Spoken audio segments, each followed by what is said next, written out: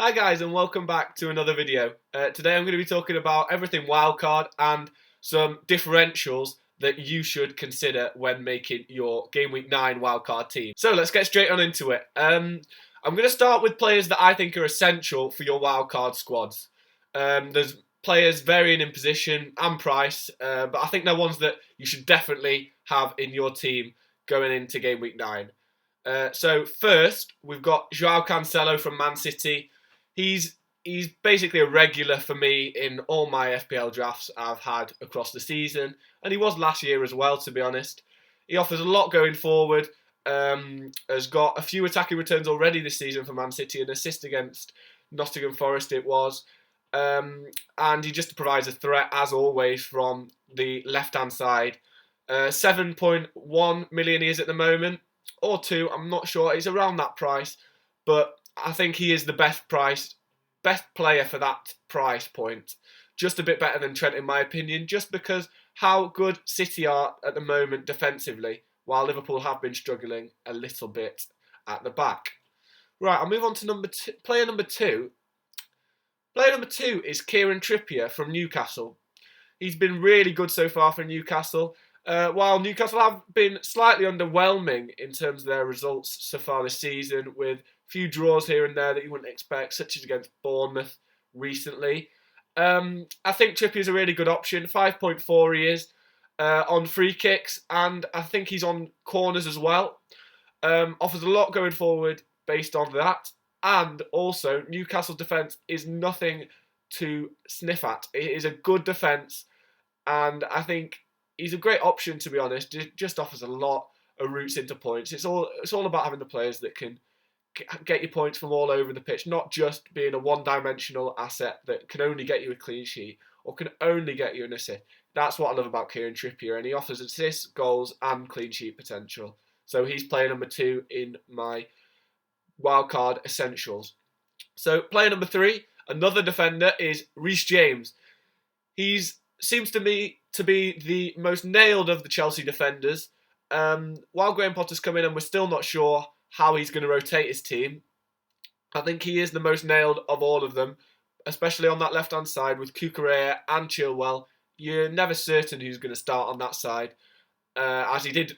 Obviously, he managed Cucurella at Brighton, so you'd think he'd have bias towards him, but I think Chilwell has been more of a regular for Chelsea over the past few seasons, so I think Rhys James is the best one in terms of how likely he is to get minutes, and he's got so much attacking potential. He's already shown it this season, what he can do going forward, and at the price of around 6 million he is, it's a really good value, I think, for Chelsea player, Chelsea defender, who, when they get their defence sorted with Graham Potter, I think they'll be very solid, and he offers a lot going forward as well. Right, so I'll move on to player number 4. This is the first midfielder of the list. It's quite a cheap one. It's Andreas Pereira. He's been mentioned a few times. He's not been mentioned too many times in the videos we've done for FPL, because it's almost just a given to have him in your team at this point, so he's not worth mentioning in other videos. But for this one, he's an obvious one. But at 4.6, he's very cheap. Playing every week for Fulham, a team that have scored quite a few goals so far this season as well. And yeah, just a great budget option to have as 5th or even 4th defender. I think 4th midfielder, sorry. I think he can be a 4th midfielder. That's how much I rate him as an asset.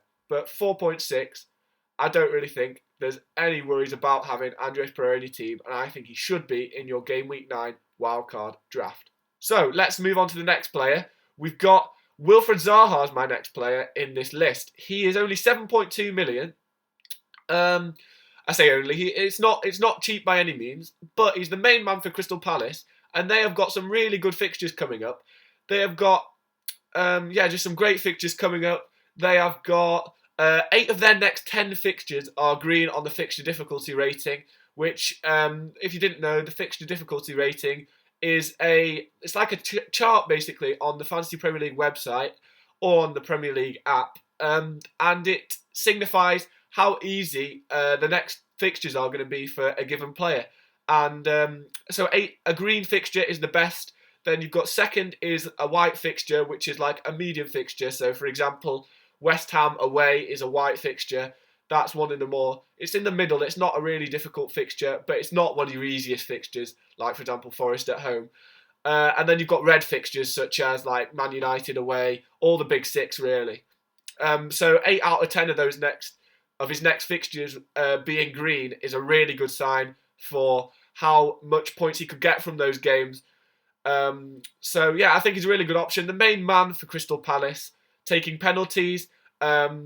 He is their talisman. He's always going to start. And the fixtures coming up suggest that they're going to have a really nice run of form, Crystal Palace. So I think he's a great option for your team. And he's a player that has been in every single one of my wildcard drafts over the international break. So I think you should definitely have him in your Game Week 9 wildcard team. Right, so let's move on to the next player. Our next player is Erling Ireland. There's no questions about having him in your team for me. He's the best premium option. So far this season, it seems like he's going to start every game. But I think eventually we will see a point where he does get rested because he's played so many games already. But if you're having him long term, which you should be if you already don't have him, he's going to start 99% of games. He'll get minimum 70 minutes, as we've seen so far this season, and he's on fire.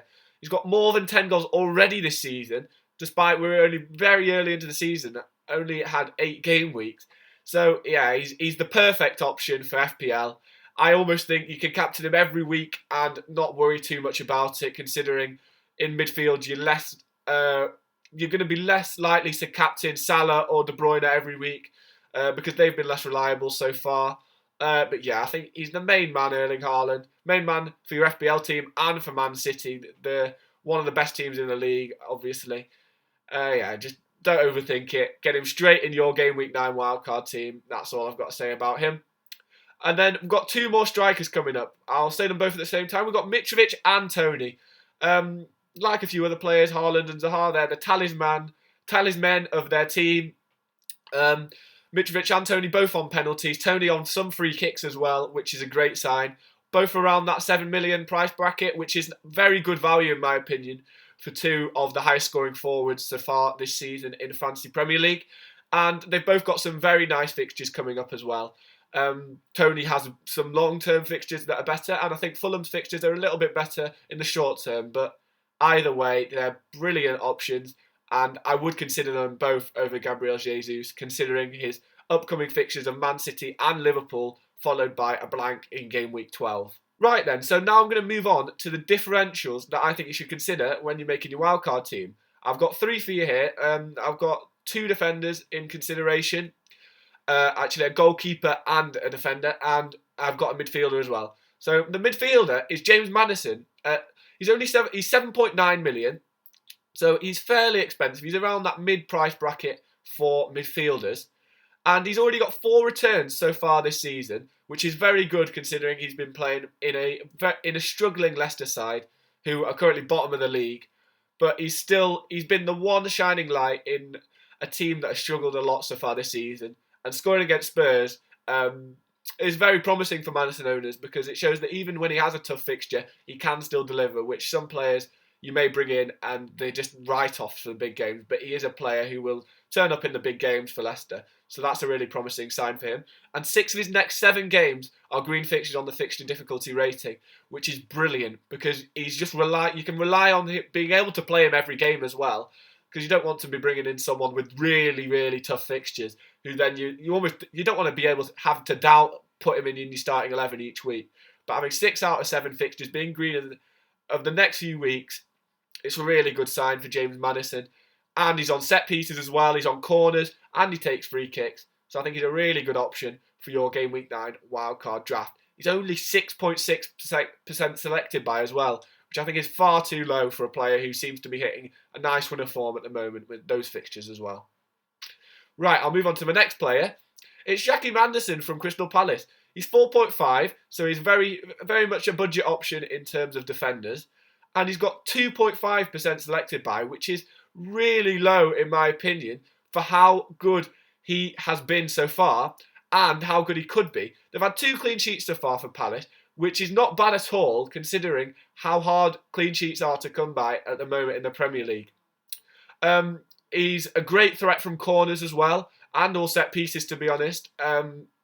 which is great for a defender because, as I said, with Trippier, James and Cancelo, it's useful to have defenders who can provide going forward as well as with the clean sheets, because one-dimensional players, they're not only a bit boring for Fantasy Premier League, but your possibility of getting points is just a bit narrow, to be honest, in my opinion. So they've got 8 out of the next 10 fixtures green on FDR, as I said, with Zaha, so that's really promising for how many clean sheets they could get over that period, as well as his attacking potential. And I think he is someone you should really consider. Considering a player I would have put on this list would have been Patterson from Everton. However, he suffered an injury while playing for Scotland, in the international break. So he is out until, it seems to be, November. So I think if you did have him and you're looking for a replacement, Joachim Andersen is the perfect man for the job. Right then, so I'll move on to my third and final differential. It's a goalkeeper, and it's Emmy Martinez from Aston Villa. Only 4.9 million, 4.7% selected by, and I think he is an option that should be considered more. With Nick Pope and Newcastle keeping fewer clean sheets recently, it's made me consider whether having Pope and Trippier is a reasonable consideration, because having two players from the same team as defenders who aren't keeping clean sheets, it seems like a silly decision to keep them both in your team. So I was looking around the similar price to Nick Pope, and Emmy Martinez at 4.9. I think he's good value. He's 5th top point scoring goalkeeper in FPL so far this season, which is very good considering Aston Villa haven't had the best start to the season themselves. And he's averaging 4 points per game, which is perfect for a goalkeeper. But if you think about what 4 points is, you got 2 points for playing, and then you're thinking he's either got 6 saves there, which would be brilliant, or he's possibly got bonus points. And I think Emmy Martinez is almost a bonus point magnet with the amount of saves he gets, because he gets 8, 10 saves sometimes, and that puts him right at the top of the bonus point rankings. So he's got so many ways of getting you those extra points as well, which I love about him.